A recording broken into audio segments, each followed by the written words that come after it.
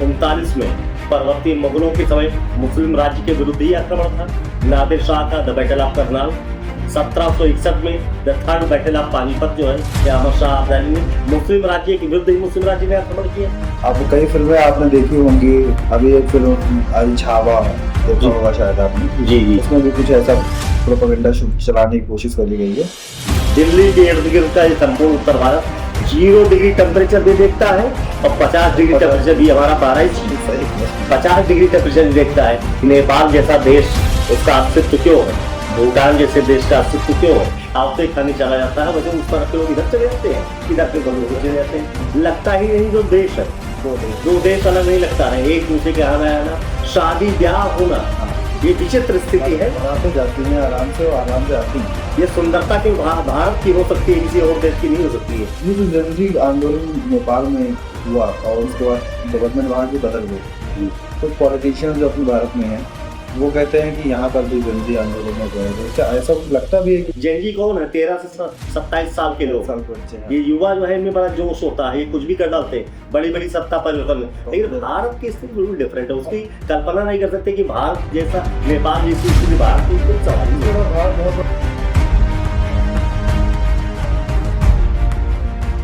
स्वागत है सर आपका हमारे चैनल पर। बहुत बहुत धन्यवाद आपका।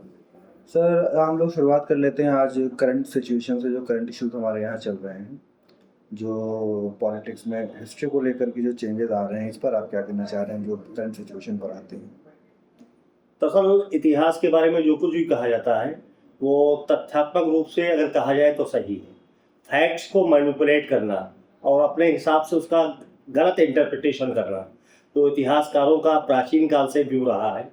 हम अगर मुस्लिम काल के इतिहासकारों की बात करें तो तबकाते नासरी का लेखक है मिनहाजुस सिराज, उसने मनुष्य की उत्पत्ति से लेकर और प्रारंभिक मुस्लिम शासन व्यवस्था के बारे में वर्णन किया है। तो स्वयं कहता है कि इतिहासकार को सत्य बात कहनी चाहिए, सही बात कहनी चाहिए। होता ये रहा है कि जो दरबारी इतिहासकार और साहित्यकार हुए हैं वो दरबार में अपने शासकों को प्रसन्न करने के लिए, खुश करने के लिए इतिहास लेखन करते रहे। फिर धीरे धीरे परंपरा और आगे विकसित हुई। थोड़ा सा पहले शासक वर्ग का ही इतिहास लिखा गया, फिर तो थोड़ा आगे बढ़ते हैं, जियाउद्दीन बरनी ने तारीख़ फिरोजशाही लिखी, फिर और आगे आते हैं शम्स सिराज अफीफ ने लिखा। तो जो मुस्लिम शासन व्यवस्था है उसके बारे में विस्तार से वर्णन किया। लेकिन जो उनका जो इतिहास था वास्तव में वो केवल एक जो है शासक वर्ग तक ही सीमित था। धीरे धीरे करके जब आगे बढ़े तो इतिहास के बारे में जो लोगों के विचार थे वो परिवर्तित हुए और फिर इतिहास आम जन का भी इतिहास बना। जैसे अमीर खुसरो ने, जो कि घुमक्कड़ टाइप का जो है कवि और इतिहासकार है, तो उसने आम जन जीवन के बारे में चर्चा की। धीरे धीरे करके परंपरा विकसित हुई, अंग्रेजों का समय आया। अंग्रेज भी इतिहास लेखन के बारे में कहा जाता है कि इतिहास अपने हित में जो अपनी साम्राज्यवादी नीति है उसका पोषण करते हुए इतिहास लेखों में इतिहास का वर्णन किया है, इतिहास लिखा है। तो हमें कह सकते हैं कि इतिहास लेखन के बारे में विवाद तो हमेशा होंगे, ये विवाद हमेशा होंगे और डिबेट का विषय होगा, संवाद का विषय होगा। लेकिन वास्तव में इतिहास लेखन की जो परंपरा है उसमें अगर निष्पक्षता हो, बायस्ड न हो, प्रिजुडिस होकर इतिहास में लिखा है तो वही स्वस्थ परंपरा हो सकती है। तो आधुनिक काल में इतिहास लेखन की जो परंपरा के संबंध में तो तरह तरह के विवाद पैदा हुए हैं, क्योंकि तथ्यात्मक चीज़ें ज़्यादा हैं, लेखन ज़्यादा हो रहा है, शोध के कार्य ज़्यादा हो रहे हैं। अब तो एक शोध कार्यों के स्तर के बारे में तो मैं बताऊं, विश्वविद्यालयों में शोध करना इतिहास में बड़ा आसान हो गया है। 10 पुस्तकें फाड़िए, 11वीं तैयार कर दीजिए, अपने हिसाब से करिए, चीज़ों को अपने अर्थ में इंटरप्रिटेशन, वो बातें हटा दीजिए जो आपके हित में नहीं है। तो ये मुझे लगता है कि इतिहास के क्षेत्र में उचित नहीं है और क्षेत्रीय इतिहास को भी समावेश उसका हो इतिहास लेखन में, ये समय की आवश्यकता है। रीजनल हिस्ट्री में बड़े शासक हुए, दिल्ली के इर्द गिर्द ही सारी शासन व्यवस्था, सारा देश वहीं तक केंद्रित नहीं था।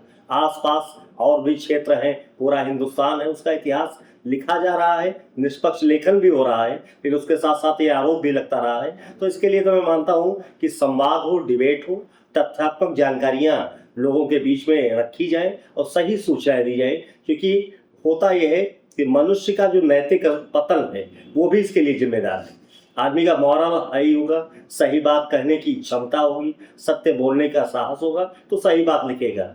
और जब शासन के संरक्षण में शासक के इशारे पर बहुत सी बातें कही जाती हैं कि प्रारंभिक जो दौर का इतिहास है कांग्रेस ने जो लिखाया, आज़ादी के बाद की आप बात हाँ आज़ादी के बाद की बात करें तो कई इतिहासकारों ने मना कर दिया। जो गंभीर लेखन करने वाले लोग थे उन्होंने का इंडियन नेशनल कांग्रेस का इतिहास भी लिखने से मना कर दिया। लिखा उन्होंने जो वास्तव में जो सत्ता के निकट थे, शासक वर्ग के निकट थे। तो ये लंबी चर्चा का विषय है और ये डिबेट हमेशा होती रहेगी, ये आरोप हमेशा लगता रहेगा। एक पक्ष कहेगा ये गलत है, एक पक्ष कहेगा ये सही है, हमें बीच का रास्ता निकालना। तो अभी जो मध्यकालीन भारत लिखा गया या जो उससे पहले का प्राचीन भारत लिखा गया, तो उसमें कितना लगता है, कितने % लोग बायस्ड रहे हैं इतिहास लिखने में, कितना सही है कितना गलत है क्या? उसमें हम ये कह सकते हैं कि जो दरबारों में बैठे हुए लोग हैं उनसे हम अपेक्षा कर भी नहीं सकते। जो इतिहास जो हमें पढ़ाया जाता है एनसीईआरटी की किताबों में, जी जी जी जी, आप इतिहास के टीचर हैं तो उसको आप ज़्यादा अच्छे से एक्सप्लेन कर पाएंगे। फैक्चुअल चीजों को लेते हुए, जैसे एनसीईआरटी का जो पाठ्यक्रम है वो तथ्यात्मक रूप से लिखा गया है, तथ्यों को लेके लिखा गया है। अब उसमें परिवर्तन की बात, संशोधन की बात, तो संशोधन तो होते रहेंगे, संशोधन, नए तथ्य आएंगे, नए शोध होंगे। शोध का जो रिसर्च का काम ही यही है, किसी शासक वर्ग के बारे में बार बार, किसी शासन व्यवस्था के बारे में बार बार इतिहास लेखन अगर होता है तो स्वस्थ परंपरा है, उसकी आलोचना नहीं होनी चाहिए, उस परंपरा को वास्तव में वेलकम करना चाहिए। अब भारत में हम लोग जैसे कि सभी जानते हैं कि भारत जो है विदेश से बहुत सारे लोग अलग अलग आए और इतिहास में आते रहे हैं, क्योंकि ये सेंटर रहा है, यहाँ पे बहुत सारी चीज़ें रही हैं, मसालों का अच्छा उत्पादन रहा है भारत में। उसके अलावा यहाँ शांति व्यवस्था भी ज़्यादा रही है, तो लोग पैदल चल कर के आए, युद्ध को लेकर के आए, बिजनेस के पर्पज़ से आए, शासन के पर्पज़ से आए, लोग यहाँ आते रहे और जाते रहे। इसीलिए भारत में बहुत भाषाएं बोली जाती हैं और कई कलर्स के लोग होते हैं। इस जो स्किन टोन होता है कई कलर्स के हैं। जी जी, बास कंट्री में आप देखते हैं अगर वाइट हैं तो वाइट ही हैं, रेड हैं तो रेड ही हैं, ब्लैक हैं तो ब्लैक ही हैं। बट इंडिया में ऐसा नहीं, इंडिया में हर कलर आपको मिल जाता है, लगभग 20-25-30 लैंग्वेजेस मिल जाती हैं, 40 लैंग्वेजेस मिल जाती हैं अलग अलग स्टेट्स में। तो ये चीज़ें होती, ये चीज़ प्रूव करती हैं इस बात को कि बाहर से लोग यहाँ आए। जी, तो जो मुगल कालीन लोग आए, जो रिसेंट हिस्ट्री है, जिनके बारे में हम ज़्यादा बेहतर तरीके से हमने सीखा है, लिखा है जिसके बारे में, जी, इससे पहले का जो इतिहास है उसको हमने उतनी बेहतर तरीके से लिखा नहीं है। जी, बट ये जो मध्यकालीन भारत जो रहा है उसके बारे में हमने ज़्यादा अच्छे से इसको लिखा है। तो इनके बारे में आपकी क्या राय है? ये आक्रांता थे या उस टाइम का कल्चर ही था युद्ध, लोग एक जगह से दूसरी जगह ट्रैवल करते थे फाइट करने के लिए, अपनी स्टेट को बढ़ावा देने के लिए, बढ़ाने के लिए? तो क्या है, ये आक्रांता थे या फिर बस उनका एक नेचर था? नहीं, ऐसा है कि भारत जो है सारी दुनिया का आकर्षण का केंद्र हमेशा रहा है। हाँ, सिकंदर ने 326 बीसी में द बैटल ऑफ झेलम, यहाँ सिकंदर से शुरू करते हैं, यूनान से शुरू करते हैं। तो आक्रमणकारियों के आने के का जो उद्देश्य था, यहाँ का जो ऐश्वर्य है, यहाँ की जो धन संपदा है, उसका निश्चित रूप से साम्राज्यवादी नीति है।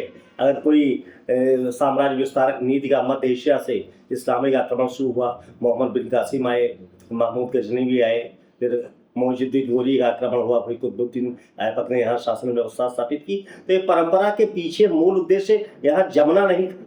मोइनुद्दीन गोरी के आक्रमण के बाद जो है ये स्थितियाँ पैदा हुई कि मुस्लिम राज्य भारत में कुतुबुद्दीन ऐबक को चूंकि अपने पीछे छोड़ गया और उसे यहाँ राज्य स्थापित करने का एक प्रयास शुरू किया।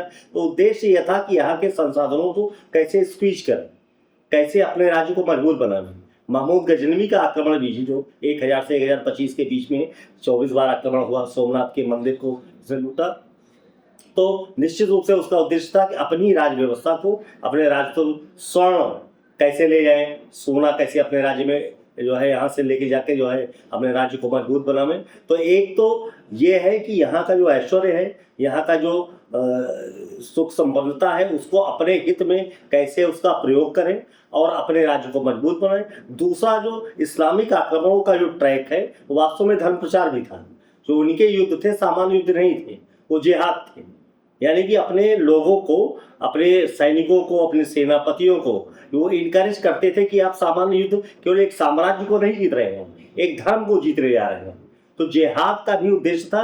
वास्तव में रिलीजन ऐसी चीज़ है, बाहर जैसे देश में हम तो सारे धर्मों के लोग यहाँ रहते हैं, तो एक धार्मिक जो सेंटीमेंट है उसको जब हम जगाते हैं तो उसके पीछे कई जो है बातें और आगे बढ़ के आ जाती हैं और वो केवल जो है राज्य तक, साम्राज्य तक या ऐश्वर्य तक नहीं रह जाती हैं। तो लगता है कि हम अपने धर्म का प्रचार कर रहे हैं, बड़ा पवित्र कार्य कर रहे हैं। तो ये उद्देश्य लेकर शुरुआती दौर में मुस्लिम आक्रमण हुए, फिर उसके बाद सूफीवाद भी भारत में आया।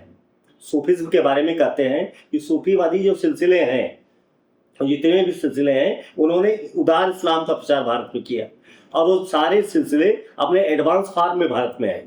वो कोई सिलसिला भारत में डेवलप नहीं हुआ और उनका था क्या उद्देश्य था कि जो इस्लाम कट्टरता के आधार पर, आक्रमण के आधार पर नहीं कर पा रहा है, उस भाव को, उस प्रचार को, जैसे होता यह है कि आप किसी पर जबरन किसी चीज को थोपिए, वो दूसरी बात होती है, और जब किसी से प्रेम से संबंध स्थापित करिए, वो भाव दूसरा होता है। तो उद्देश्य कुल मिला के भारत का जो आकर्षण है, यहाँ का की जलवायु तो है ही है, यहाँ की उर्वर भूमि है, यहाँ के लोग हैं, यहाँ की संपन्नता है। तो जितने भी आक्रमण हुए हैं, बहुत बाद में आप लीजिए 1739 में परवर्ती मुगलों के समय मुस्लिम राज्य के विरुद्ध ही आक्रमण था, नादिर शाह का द बैटल ऑफ करनाल। 1761 में the third battle of Panipat जो है, या अमर शाह अब्दाली ने मुस्लिम राज्य के विरुद्ध ही मुस्लिम राज्य ने आक्रमण किया, तो उसके पीछे भी लूट के ले गए।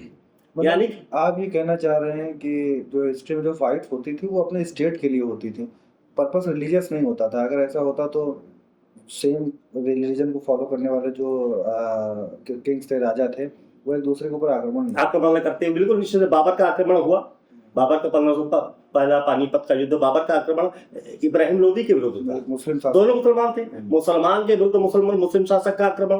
वही बता रहा हूं मैं, 1739 में नादिर शाह ने आक्रमण किया। नादिर शाह ने किसी परवर्ती मुगल शासक के विरुद्ध किया। 1761 में जो युद्ध हुआ, अमर शाह अब्दाली ने जो आक्रमण किया, वो भी मुस्लिम शासक के विरुद्ध किया। तो कहीं ना कहीं भारत का जो आकर्षण है, ऐश्वर्य है, ये बाध्य करता था कि चल के वहां से लूट के लावा। अब वहाँ कौन शासन कर रहा है, कौन, इसे कोई मतलब नहीं था, उनको कोई मतलब नहीं था। नहीं, आज करंट सिचुएशन पे आप मीडिया में अक्सर ये देखते होंगे कि जो शासन हुआ इतिहास में, मध्यकालीन भारत में जो शासन हुआ, उसको लोग रिलीजन से जोड़ देते हैं जी। अब कई फिल्में आपने देखी होंगी, अभी एक फिल्म आई छावा, देखा होगा शायद आपने। जी। उसमें भी कुछ ऐसा प्रोपेगेंडा चलाने की कोशिश करी गई है, बट कुछ हिस्टोरियन इस बात, उस फिल्म को विरोध करते हुए कहते हैं कि ऐसा नहीं था। हिस्ट्री में जो हुआ वो स्टेट के लिए होता था, वो रिलीजन के लिए नहीं होता था। जी। अपने भारत की मैं बात कर रहा हूँ, दुनिया में और चीजें कहाँ हैं उसके बारे में ज्यादा जानकारी नहीं। अब मैं भारत की बात कर रहा हूँ कि भारत में अगर ऐसा हुआ है तो वो स्टेट की वजह से हुआ है। बिल्कुल, साम्राज्य विस्तार नीति के पीछे अर्थ तो था ही, और उसके मूल में तो यही है। और जहाँ तक फिल्में फिक्शन है, इतिहास और कहानी में अंतर है। इस बात को वास्तव में विद्यार्थियों को भी समझना होगा, सामान्य पाठक को भी समझना होगा कि अखबारों में छपी हुई कहानियां वास्तव में इतिहास नहीं, इतिहास दूसरी चीज है और जो है कहानियां दूसरी चीज है। अगर हम इतिहास को पढ़ते पढ़ाते हैं, कॉलेजेस में हिस्ट्री पढ़ाई जा रही है, विश्वविद्यालयों में इतिहास पढ़ाया जा रहा है, और एक सामान्य व्यक्ति है जो गांव में रहता है, वो भी इतिहास जानता है, लेकिन वो इतिहास को तथ्यात्मक रूप से नहीं जानता है। उसे कहानी सुना थी कि वो अनुश्रुतियां हैं, जनश्रुतियां हैं, लोक कथाएं हैं, प्रचलन में हैं, कई पीढ़ी से चली आ रही हैं, लोग कहते सुनते हैं। जब कोई आधार नहीं मिलता है तो उन जनश्रुतियों, लोकोक्तियों, लोक कथाओं को इतिहास का हिस्सा मान लेते हैं। हाँ। जैसे कि प्राचीन भारत का इतिहास है, वो वास्तव में लिटरेचर से इतिहास निकाला गया है, साहित्य से इतिहास निकाला गया है। साहित्यिक तो इतिहास लेखन की रेगुलर परंपरा उस समय नहीं थी। तो वहां जो ग्रंथ लिखे गए, राज कवियों ने लिखा, राज दरबारियों ने लिखा, उसमें से इतिहास को हम कहलाते हैं। अलग अलग किताबों को पढ़ के समझा गया। फिर खुदाइयां करते हैं, शिलालेखों में क्या लिखा है, अशोक के बारे में जानना है, चंद्रगुप्त मौर्य के बारे में जानना है, कलिंग के युद्ध के बारे में जानना है, तो जो शिलापत्र हैं, जो खुदाइयां हैं, मोहनजोदड़ो और सिंधु घाटी सभ्यता और प्राचीन काल में हजारों साल पहले चले गई, तो कोई रेगुलर इतिहास नहीं लिखा गया। बहुत सी लिपियां हैं जो अब भी रिसर्च का विषय है, उनके बारे में, उनकी जो वर्णमाला है उसके बारे में कोई कुछ कहता है, कोई कुछ कहता है, तो वो भी शोध का विषय है। मैं मानता हूँ इस बात को कि वास्तव में शोध की परंपरा ही चलती रहेगी और ये आरोप प्रत्यारोप लगते रहेंगे। चीज़ों को लोग अपने मनुष्य का जो स्वभाव है अपने तरीके से मैनिपुलेट करता रहेगा, अपने तरीके से चीज़ों का वर्णन करता रहेगा। किसी बात को आप तथ्यात्मक रूप से जब भी लेंगे तो स्वतंत्र चिंतन की आवश्यकता होगी, और आप इस बात को समझना होगा कि जो भारत का इतिहास है वास्तव में विलक्षण। यहाँ जो उत्तर भारत का जिस क्षेत्र में हम लोग निवास करते हैं, इसने मौसम की मार भी झेली है, राजनीतिक मार भी झेली है। दक्षिण भारत की संपन्नता, बड़ा चमत्कृत होते हैं लोग जब जाते हैं कि बड़ा ऐश्वर्य है, बड़ी संपन्नता है। कारण क्या है? उन्होंने शांति काल देखा है और हमने अशांति का युग देखा है। दिल्ली के इर्द गिर्द का ये संपूर्ण उत्तर भारत 0 डिग्री टेम्परेचर भी देखता है और 50 डिग्री 50 टेम्परेचर भी हमारा 12 सही कह रहे हैं। 50 डिग्री टेम्परेचर भी देखता है। तो हम समशीतोष्ण जलवायु के हैं, हमारी सहनशीलता भी बहुत है, हम टॉलरेट करते हैं, हमारे यहाँ सांप्रदायिक उन्माद नहीं होता। सांप्रदायिकता के आधार पर हमको भड़काने का प्रयास इन इतिहास के पक्षों को बताएं, हम डिबेट कर पाते हैं, हम एक दूसरे से वार्ता कर लेते हैं, हमारे पड़ोसी से संबंध अच्छे हैं। इसके पीछे हमारा जो उथल पुथल है, हमारा जो संरक्षणवाद की नीति है, एक दूसरे के प्रति जो है जो लगाव है वो काम करता है। क्योंकि बाह्य आक्रमण जब होता था तो पड़ोसी ही काम आता था। सही कह रहे हैं। कई बार होता था जो कॉमन एफर्ट होता था उसमें सब साथ देते थे। अब अब्दाली के आक्रमण को लीजिए, नादिर शाह के, किसने साथ नहीं दिया, किसका साथ नहीं दिया? ये आक्रमण हुए तो जय स्वभाव था मनुष्य का कि हम लोग साथ रहते हैं। साहस्तित्व की भावना जो भारतीय संविधान में भी है, पंचशील का सिद्धांत है कि हम सबके अस्तित्व को मानते हैं।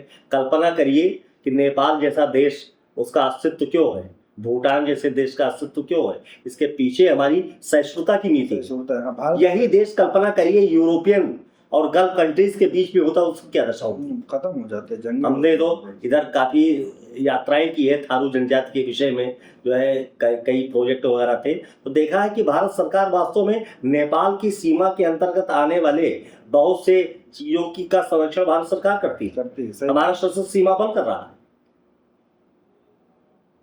नेपाल आप गए, वहाँ आपने क्या देखा? नेपाल की सीमा पर हमने देखा कि जो है ये जो अभी आंदोलन हुआ इससे पूर्व में गया था, कितनी शांतिपूर्ण स्थिति है। नेपाल की सीमा की जो पतली सी जो सड़क गई है, गांव की सड़क है, एसएसबी हमारी इधर है, उस तरफ जो है नेपाली गांव है, इधर भारतीय गांव है।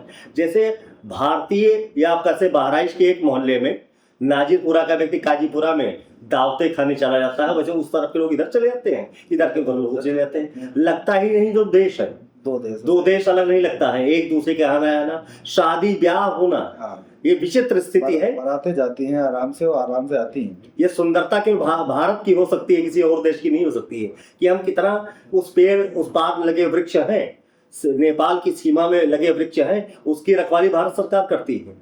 वो कमजोर देश है, उनके पास इतनी सुविधा है, इतनी सेना है, उसका संरक्षण भारत सरकार कर रही है। तो हम लोग कितने अच्छे हैं, कितने सहिष्णु हैं, इस बात को कहने की आवश्यकता नहीं, देखने की आवश्यकता है। उस सीमा पे आप जहाँ खड़े होकर नेपाल की देखिए कि कितनी शांति है।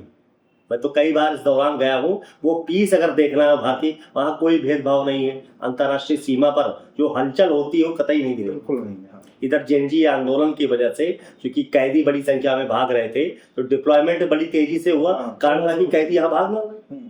और बाकी तो जो शांति है, जो आवागमन है पगडंडियों के रास्ते से, इतना सुंदर दृश्य दिखाई पड़ता है। वो तो एक वास्तविक पर्यटन का केंद्र है, वहां जाके खड़े होकर देखना चाहिए। ये जो जेनजी आंदोलन नेपाल में हुआ और उसके बाद गवर्नमेंट वहाँ की बदल गई जी। कुछ पॉलिटिशियंस जो अपने भारत में हैं वो कहते हैं कि यहाँ पर भी जेनजी आंदोलन हो जाएगा, क्या ऐसा कुछ लगता भी है? क्योंकि हमें नहीं, ये देखिए नेपाल की स्थिति जो है और भारत की स्थिति में बहुत बड़ा अंतर। नेपाल एक छोटा मुल्क है, छोटा मुल्क है, और वास्तव में जो है शांति के पुजारी रहे हैं लोग भी, और उनके यहाँ जो है कोई अशांति का वातावरण नहीं। एक मानसिकता वहाँ के नौजवानों में बनी, अचानक से बनी, और अचानक से बनी। और न केवल वर्तमान प्रधानमंत्री, पिछले जो प्रधानमंत्री हैं उनके बारे में लगा, देखिए जब ये ऐसा आचरण पैदा होगा, ये अनुभव करेगा आम आदमी कि जो पॉलिटिकल लोग हैं उनका परिवार बड़ा डेवलप कर रहा है, उनके बच्चे फॉरेन में पढ़ रहे हैं, और जो आम नेपाली है उसके बच्चे गरीबी भुखमरी। जेनजी कौन है? 13 से 27 साल के लोग, ये युवा जो है इनमें बड़ा जोश होता है, ये कुछ भी कर डालते हैं, बड़ी बड़ी सत्ता परिवर्तन में। लेकिन भारत की स्थिति बिल्कुल डिफरेंट है, उसकी कल्पना नहीं कर सकते कि भारत जैसा, नेपाल जैसी स्थिति भारत में कोई सवाल नहीं है। भारत बहुत बड़ा देश है, बहुत बड़ा देश है, बड़ा क्षेत्रफल है, तो नेपाल का तो संरक्षण करता रहा है शिक्षा के मामले में, स्वास्थ्य के मामले में। बच्चे इधर से इधर पढ़ने आते हैं बड़ी संख्या में। तो सब तो केवल जो है कल्पना की बातें हैं, और मुंगेरी लाल के हसीन सपने देखना है कि ऐसा हो जाए तो सत्ता परिवर्तन हो जाए। ये सब चीजें जो है अराजकता फैलाने वाली बात। और एक चीज और है जाननी ये थी कि जैसे भारत की आज़ादी लगभग 75 साल से ज़्यादा हो गया आज। हमारे साथ कुछ कंट्री और भी उस टाइम फ्री हुई थी। ये कॉलोनिज्म था एक तरीके का, ब्रिटेन से हमें। और जब भारत को आज़ादी मिली, इस तरह और भी दुनिया में कई हिस्से थे जहाँ पर अंग्रेज छोड़ करके चले गए थे। उन कंट्रियों की हालत भारत से आज बहुत बेहतर है, बट भारत की वो दशा नहीं हो पाई। क्या रीज़न रहा है? हमारी कंट्री का जो क्षेत्रफल है वो ज़्यादा है इस वजह से ऐसा है, या यहाँ की पॉलिटिक्स की वजह से ऐसा है? नहीं, एक तो आप बताएं कितनी बड़ी आबादी इस देश में निवास करती है। सबसे बड़ी चीज है कि 1.5 अरब की आबादी वर्तमान में लगभग इस देश में है। और देश की उस समय स्थिति क्या थी? आज़ादी से पूर्व जो भारत एक सुई नहीं बनाता था, अब आप कल्पना कर सकते हैं इंटरनेट के युग में आप जिस दुनिया में आप बैठे हुए हैं, दुनिया की चौथी बड़ी शक्ति है भारत। हाँ। तो आप ये अगर ये इन सब चीज़ों को अनदेखा करना चाहे तो आप कर सकते हैं। इन चीज़ों की अनदेखी, आज आम आदमी का जीवन स्तर कितना उठा है, ये बात जो है आँख से दिखाई पड़ती है। हम लोग तो गांव में निवास करते हैं, गांव की जिस सड़कें बन गई, जिस तरीके से डेवलपमेंट हो गया, जल की व्यवस्था हुई, आज कोई भुखमरी का शिकार नहीं भारत में। जो एशियाई, आप तुलना करिए कंपैरेटिव स्टडी पाकिस्तान से, बंगाल से, तो बांग्लादेश से तुलना करिए, तो आप देखिए क्या क्या स्थिति है वहाँ। तो तुलनात्मक अध्ययन करिए आप, जो भौगोलिक परिस्थितियाँ हैं, किसी देश के विकास के लिए जिम्मेदार भौगोलिक परिस्थितियाँ, जिनकी आबादी बहुत कम रही है, जनसंख्या कम है, वहाँ डेवलपमेंट के अवसर ज़्यादा रहे होंगे निश्चित रूप से, लेकिन इतने बड़ी आबादी को, इस विशाल आबादी को जिस तरीके से संयोजन करके और डेवलपमेंट हुआ है, कितनी बड़ी संख्या में विदेश में भारतीय नौजवान नौकरियां, जर्मनी में, बड़ी बड़ी कंपनियों में, बड़ी बड़ी कंपनियों में जाके नाम कमा रहा है। सऊदी देशों में आप देखिए कितना पैसा वहां से यहाँ का नौजवान कमा के लेके आ परिवार को। तो एक तो दृढ़ता भी है, मैं देखता हूँ कि सऊदी देशों में जिस तरीके से भारतीय नौजवान जाके वहाँ कई कई साल बिताता है, तो भारतीय जो है मजबूती का भी प्रतीक है। होम सिकनेस नहीं रही भारत में। भारतीय जाके बस जाता है दूसरे देश में, 4-6 साल रहता है, पैसा कमा के लाता है, यहाँ घर बनवाता है, जमीन खरीदता है, तो आर्थिक विकास तो है ही है। एनआरआईज का जो सम्मेलन होता है उसमें आप देखिए तो लोग इकट्ठा होते हैं, कितना डेवलप कर गए। इस डेवलपमेंट को अगर इतनी बड़ी आबादी के, दुनिया की जितनी आबादी है उसका 1/7वां हिस्सा तो भारत में ही रहता है। इतनी बड़ी आबादी को इतने अच्छे ढंग से आगे बढ़ाने का कार्य जो हमारी, हम तो सबको कहेंगे, हम किसी एक व्यक्ति की डेवलपमेंट कभी धीरे धीरे होता है, कभी स्पीड से होता है। मैं जिस आयु वर्ग का हूँ उसमें परिवर्तन बहुत देखा है। हमने देखा है विश्वविद्यालय जीवन में जो छात्र नेता पेजर लगा के घूमते थे वो बड़े हिट हो जाते थे, स्टेटस सिंबल होता था। तो सोचा करता था कि जो वायरलेस सेट लेके खड़े होते हैं चौराहे पे पुलिस अधिकारी, क्या हम लोगों के पास भी होगा? आज देखिए किसके पास नहीं, सबके पास है। खेत में घास छीलने जाने वाला व्यक्ति, उसके भी झव्वे में जो है मोबाइल सेट है, घंटी बजती तो चौंकता आदमी वहां से निकलता है, वो भी बड़ा वाला मोबाइल जिसको आप जो है मल्टीमीडिया सेट कहते हैं। तो आप संचार क्रांति के युग में बिजली व्यवस्था कितनी अच्छी हो गई, नगरीकरण कितनी व्यवस्थित ढंग से हो रहा है। तो जो अच्छी बातें हैं उनको सोचने के बजाय जो नकारात्मक सोच वाले व्यक्ति हैं वो नेगेटिविटी, जैसे कुछ लोग होते हैं ना कि सोचा करते हैं सब बुरा हो रहा है, सब अच्छा हो रहा है, ये मनुष्य की सामान्य मनोवृत्ति है। तो लोग पॉजिटिव रहते हैं। विपरीत परिस्थितियों में भी आप अपने आप को जो है मेंटेन करिए, सकारात्मक चीज़ों को सोचिए। कुछ लोग होते हैं कि अच्छा हो रहा है तो भी बुराई ढूंढते हैं, और कुछ लोग बुरे में भी अच्छा ही ढूंढते हैं। तो अच्छे बुरे लोग तो संसार में सब जगह होंगे। इसी बहराइच की बात कर रहा हूँ, हम लोग जो है 2014 से रेल जोड़ो अभियान, जरूर से बहराइच को जोड़ने का अभियान खेल का 10 साल से लड़ रहे हैं, यहाँ तक पहुँचे हैं, सर्वे तक हुआ। बहराइच से जरवल को जोड़ने का 52 किलोमीटर की यात्रा है, ये सर्वे हो चुका है। कहाँ पर निकलेगी ट्रेन ये? यहाँ ये जरवल रोड से जोड़ने का है, वो दोनों तरफ से सर्वे हुआ है। वो जो है पटना की है इसका इलाज करके जो बहराइच से गोंडा जाती थी वो गोंडा तो जाए साथ में एक लाइन और करी जाए जो जरवल जाए, सीधे सेवा हो, डायरेक्ट सेवा हो। अब डायरेक्ट कनेक्टिविटी जब दिल्ली और लखनऊ के लिए होगी तो हमें लगता है कि यहाँ शिक्षा में, स्वास्थ्य में, अब आप कल्पना करिए कि बस का किराया 200 रुपये लगभग हो गया, और ट्रेन से जाएंगे सस्ती सेवा हो। आप बादशाह नगर उतर जाएंगे तो मुश्किल से उसका किराया देना होगा 25 रुपये। रेल सेवा सस्ती है, सुलभ है, और उस क्षेत्र का पूरा डेवलपमेंट उस पर निर्धारित होता है। जगह जगह रेलवे स्टेशन बनेंगे, उससे भी डेवलपमेंट होगा। तो लेट देर आए दुरुस्त आए, लेकिन ये सब चीज़ें जो है समय के साथ हो रही हैं। हमें लगता है कि रेलवे के मानचित्र में तभी आ पाएगा जब हम राजधानी से जुड़ेंगे, लखनऊ दिल्ली से राजधानी की रेल सेवा से। वो डग्गा मारी जो रोड में जो झेलते हैं बसों में और निजी साधनों से लोग जो आते हैं, उससे बच पाएंगे लोग, जो है आवागमन आसान होगा। बच्चे पढ़ के कोचिंग करके शाम को सुबह गए गोंडा के जैसे जाते हैं, बहराइच वाले भी जा पाएंगे, क्योंकि बहुत सी चीज़ें ऐसी है, कोचिंग संस्थान ऐसे हैं, जो स्वास्थ्य सेवाएं ऐसी हैं जो केवल लखनऊ में है या दिल्ली में है, वो बहराइच नहीं आ सकती, तो उसके लिए हमको निकलना पड़ेगा। अब बस की सेवा से रेलवे सेवा ज़्यादा अच्छी है, तो ये सब कार्य जो है जो हो रहे हैं वो भी मुझे लगता है कि सकारात्मक है।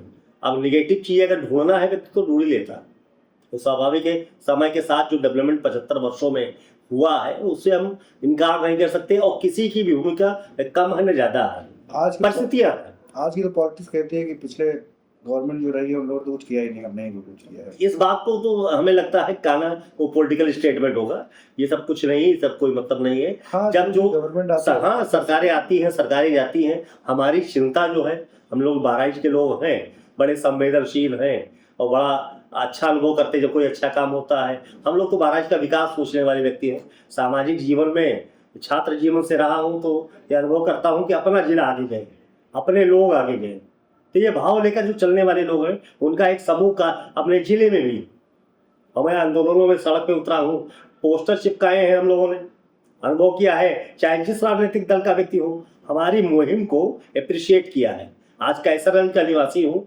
कैसरगंज नगर पंचायत बना, 4 साल सड़क पे उतर के हम लोगों ने लड़ाई ली, किसी पॉलिटिकल लीडरशिप की सपोर्ट मिला, ये किसी पॉलिटिकल लीडर का मैं नाम नहीं ले सकता हूँ कि उसी ने नेतृत्व किया, आम जनमानस का नेतृत्व था, और वो इस स्तर तक पहुंचा कि एक जो है सेमी डेवलप्ड अर्बन एरिया था, आज गाँव को जोड़कर कैसरगंज को लेके बढ़िया नगर पंचायत वो अच्छा काम कर रही है। आस पास लोग कहते थे नगर पंचायत कैसरगंज बन जाएगा तो क्या हो जाएगा, आज दिखता तो आसपास के गांव जुड़ गए हैं, रोज सुबह झाड़ू लगता है, गलियों में उजाला है, प्रकाश है। इसके लिए मैं विशेष रूप से जो ईओ साहब उनको धन्यवाद दूंगा, इतनी सुंदर व्यवस्था, ये वास्तव में चमत्कार है। आप लोग कहते हैं डॉक्टर साहब सही कर रहे थे आप, ये आस पास के गांव जुड़ गए और उनसे जो डेवलपमेंट हुआ है ये वास्तव में अधूरा, समय बढ़ेगा, डायमीटर और बढ़ेगा, आसपास के और गांव जुड़ेंगे। भविष्य में राजनीति में जाने का इरादा है? नहीं, बिल्कुल नहीं है, पॉलिटिकल तो बनना, राजनीति में कोई अवसर मिले तो चूकूंगा नहीं। हाँ, अवसर मिला तो ये है, जन समर्थन अगर मिला तो निश्चित रूप से, जो बात मैं यहाँ कहता हूँ चाहूँगा विधानसभा और लोकसभा में भी कहूँ, ये अवसर तो मुझे लगता है इस जीवन में नहीं मिलेगा, लेकिन एक सामाजिक कार्यकर्ता के रूप में महत्वाकांक्षा तो वही है। ये अवसर मिला तो निश्चित रूप से अपनी बात जो आम आदमी के बीच में जो उसकी पीड़ा है, क्योंकि एक बात मैं समझता हूँ कि हमारे विधायक या सांसद वो पार्लियामेंट और असेंबली में अपनी बात कहें, उनसे थानों में सिफारिश मत करवाइए आप। छोटी पॉलिटिक्स हो जाती है, लेकिन जनता आम जनता चूंकि जो काम आप मामूली ग्राम सभा प्रधान और सभासद के स्तर से जो कार्य हो सकता है उसके लिए उनको कष्ट मत दीजिए, उनको ये प्रेरणा मिले कि विधानसभा में खड़े होकर आपकी बात कहेंगे, डेवलपमेंट के विषय को उठाएंगे, क्षेत्र की समस्या लोकसभा में खड़े होकर उठाएंगे, राज्यसभा में खड़े होते हैं, वो उनसे छोटी बात करके थाने से छुड़वा दीजिए और इनकी सिफारिश कर दिए, इनकी न करिए। ये हमें लगता है कि जो है सांसद और विधायक का काम नहीं। हाँ, ये लोकल स्तर के जो नेता ये स्थानीय नेताओं का काम है, छोटे स्तर के जो सभासद या प्रधान जैसे लोग हैं ये सब काम कर सकते हैं, तो उनके पास अगर जनता जाती है तो निश्चित रूप से वो उनका समय नष्ट करती है।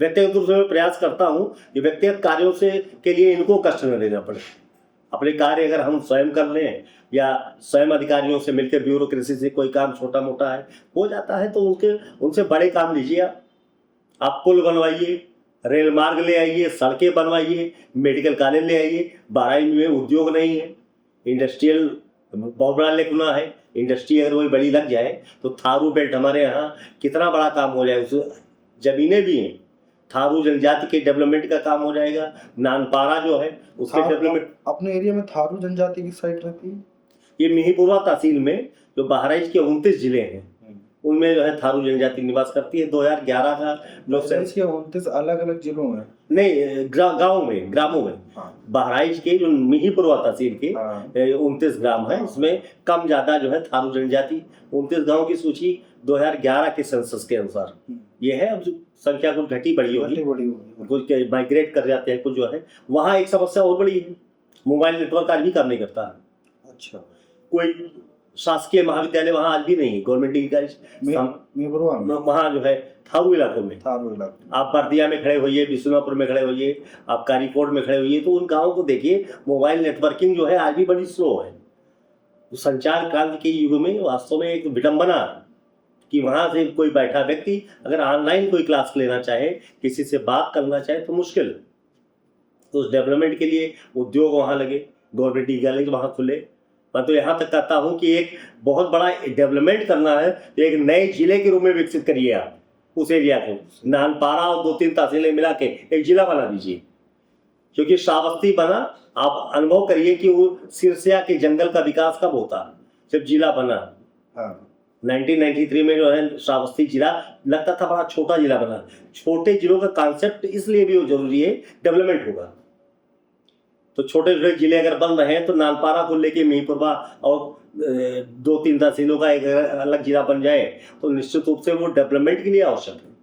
विकसित बहराइच, विकसित तराई नेपाल की, इसके लिए आवश्यक है। हमारा कॉलेज ऑटोनोमस कॉलेज है, तराई के एक्सपोर्ट की तरह काम करता है। ऐसे कई कॉलेजेज और हों तो निश्चित रूप से जो है जो शिक्षा का जो डायमीटर है, इंजीनियरिंग कॉलेज हो जाए, मेडिकल कॉलेज तो खुल गया, टेक्निकल एजुकेशन बच्चा कहाँ लेने जाए, इसके लिए इंजीनियरिंग कॉलेज भी खुले, बीटेक की पढ़ाई अपने यहाँ बहराइच में हो, कितना अच्छा होगा। तो ये सब चिंतन लेकर सोचता हूँ और अनुभव करता हूँ कि अगर कहीं अवसर मिले तो आगे बढ़ने का, और जो भी प्लेटफॉर्म मिलता है उसमें अपनी बात कहने का प्रयास तो मैं करता ही हूँ। अवसर मिले विधानसभा में कहूँगा, अवसर मिले लोकसभा पहुँच जाए, तो इस चीज़ से डिनाई नहीं करते कि पॉलिटिक्स में अवसर मिलेगा चूकूंगा। निश्चित रूप से अवसर मिले तो निश्चित रूप से जाने का प्रयास तो करूँगा ही। शिक्षा का क्या स्तर है भारत में? शिक्षा में इंफ्रास्ट्रक्चर की आज भी कमी है। जिस जोन में हम लोग बैठे हैं, वास्तव में अनुभव करते हैं कि जो इंफ्रास्ट्रक्चर आपको दिल्ली, हरियाणा और पंजाब के इर्द गिर्द के इलाकों में जो है वो इंफ्रास्ट्रक्चर की कमी है। बच्चों को जो संसाधन चाहिए, आज यहाँ बैठा उत्तर प्रदेश की खास करके पूरे उत्तर प्रदेश की बात की, उत्तर प्रदेश में भी बता रहे हैं, उत्तर प्रदेश में जो दिल्ली से लगे हुए इलाके हैं, जो जिले जो है, अब आप गाजियाबाद से, मेरठ से अगर तुलना बहराइच की करेंगे तो बहुत बड़ा अंतर है। यहाँ जो कुछ बच्चा पढ़ता है, जब वहाँ कोचिंग करने जाता है दिल्ली में, तो अनुभव करता है कि अभी तो ए से शुरू करना है, अभी शुरुआत करनी है। जो कॉम्पिटिटिव एनवायरनमेंट है, जो वास्तव में